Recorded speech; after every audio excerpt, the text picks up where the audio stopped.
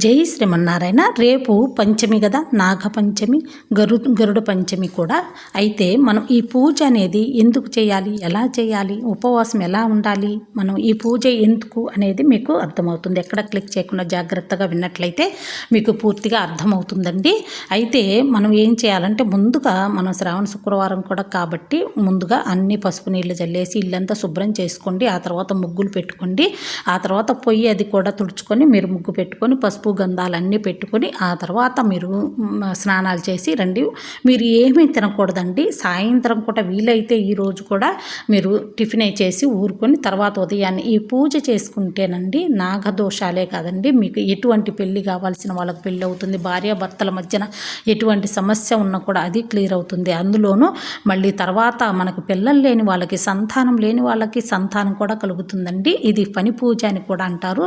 మనకి ఏంటంటే గౌరీదేవికి పూజ చేసుకోవటం పని పూజ అంటే మనం ఏం చేయాలి, ముందుగా చూడండి ఒక తెల్ల దారపు రీలు తీసుకోండి, 10 పోగులు దారం పోసుకోండి.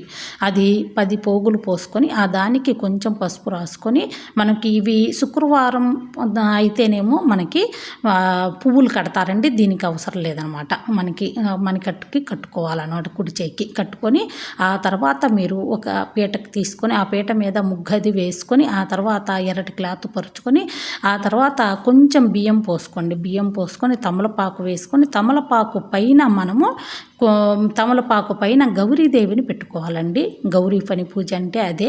గౌరీదేవికి మనము గౌరీ అష్టోత్తరం కానీ లేదంటే మీరు నా సుబ్రహ్మణ్యేశ్వర స్వామి అష్టోత్తరం కానీ చదువుకుంటూ ఎర్రటి అక్షంతలతోటి మీరు పూజ అనేది చేసుకోవాలి. అయితే ఉపవాసం మీరు ఉదయం నుంచి ఇంకా ఆ రోజు మొత్తం కూడా ఏమీ తినకూడదండి. నేను చిన్నది షార్ట్ వీడియో పెట్టాను. మీరు నాగపడగలు మనకి పుట్టమంటి తీసుకొని పడగలు చేసుకుంటాం కదా, ఆ పడగని మనము జంట నాగుల్లాగా చేశాను కదా, అలా అభిషేకం అది చేసుకోండి. పక్కన ఇది కూడా పెట్టుకోండి. అక్కడ అభిషేకం చేశాము, పాలు పోసి వచ్చాము కదా బయట అని అనుకుంటారు. బయట పాలు పోసి వచ్చినా కూడా మీరు ఏమి తినకూడదండి.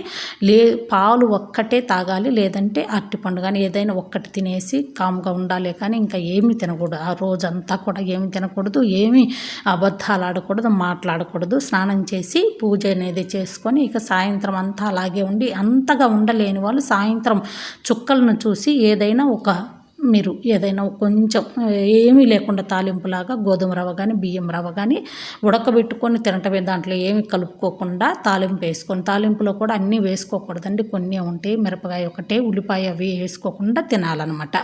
అదేవిధంగా ఇలాగా మనము పుట్టమట్టితోటి నాగేంద్రుడి పడగలాగా ఇలా చేసుకోవాలి. పడగ కింద గౌరీదేవి ఉన్నట్లు అనమాట. బియ్యం పోసుకోవాలి. ఆ బియ్యం పైన తమలపాకుల ముగ్గురు దేవతలు ఉంటారు కదా, ఆ తమలపాకుల ముగ్గురు దేవతలు, ఆ తర్వాత గౌరీదేవిని, ఆ తర్వాత గౌరీదేవికి 3 బొట్లు ఇటువైపు అటువైపు మధ్యలో 3 బొట్లు పెట్టుకొని ఆ తర్వాత నాగేంద్రుడి పడగను చేసుకొని ఆ పడగ పైన మనం ఇలాగా ఎర్రటి పూలతోటి మీరు పూజ చేసుకోవచ్చు, లేదంటే ఎర్రటి అక్షింతలతోటి కూడా పూజ చేసుకోవాలన్నమాట. ఉపవాసం అలా ఉండాలి. తెల్లారి మళ్ళీ కూడా మనకు వీలైతే పుట్టలో పాలు పోసి, ఇప్పుడు మనం ఈ నాగేంద్రని ఈమెని తీసేసి గౌరీదేవిని మళ్ళీ మామూలుగా యథాస్థితిగా పెట్టేసుకొని ఆ పీటను తీసేసి దీపారాధన చేసుకొని ఆ తెల్లారి మనం స్నానం చేసి పూజ అంతా చేసుకొని మనము ఇక వండుకున్నది ఉంటుంది కదా, మనకి ఇక్కడ శివపార్వతుల పటం కూడా పెట్టుకోవచ్చు, వినాయకుడు పటం పెట్టుకొని దీపారాధన ఆవు నెయ్యితో కానీ నువ్వుల నూనెతో కానీ చేసుకోండి. నేను ఊరికే ఫనీ అని మనకు ఇలా చూపించానే కానీ నేను దీపారాధన అన్నీ చేయలేదు. మీరు పూజ అయితే ఇలా చేసుకోండి అనమాట. అది నేను చూపించాను. మీరు పక్కన శివపార్వతుల పటం పెట్టుకొని వినాయకుడిని పెట్టుకొని ఇలాగ ఈ తమలపాకుని ఈ ఏర్పాటు ఈ పీఠం పెట్టుకొని మీరు అక్కడ అన్ని అష్టోత్తరాలు చదువుకొని ఇలా చేసుకోండి. ఆ తెల్లారి మీరు స్నానం చేసి వంట చేసుకొని తినేసేయండి.